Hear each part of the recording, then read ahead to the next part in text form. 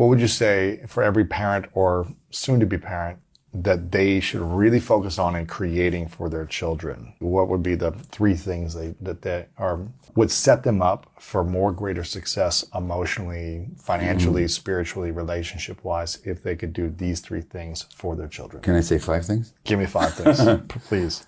Every parent should do. The first thing is, I mentioned the work of Daniel Siegel, a psychiatrist here in LA. He's written a book called Parenting from the Inside Out. And it's about how parenting brings out your own stuff, that deal with your own stuff first, and continue to deal with it as you have children, because I guarantee you, your kids are going to trigger you. And I didn't realize that as a parent. I visited my own traumas onto my kids. Wow. Because I wasn't working on myself at that time. Do your own work. Yes. That's the first thing. Do your own work. When you're pregnant or when your partner is pregnant, do your work already. Because already the stresses of the husband during the pregnancy will affect that infant in the womb.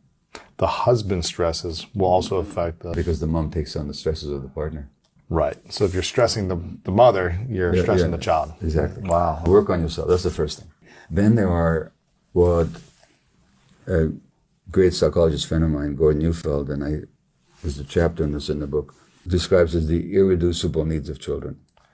The irreducible. That if you take them away, the child's going to be hurt. What are those needs?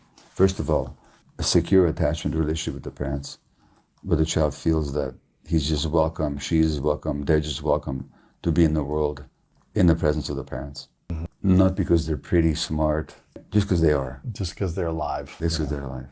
That's the first one.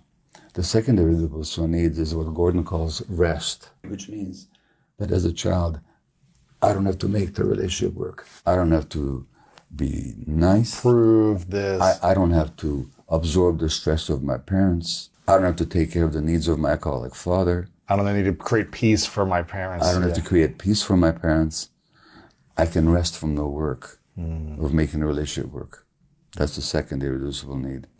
The third one we've already talked about, that's the freedom to experience all the emotions: joy, grief, sadness, pain, anger. And by the way, if you look at the brain, we have circuits for all this. We have circuits for anger, we have circuits for caring, we have circuits for grief, and so on. And we're wired for them. And we have to be allowed that wiring to express itself when the situation calls for it.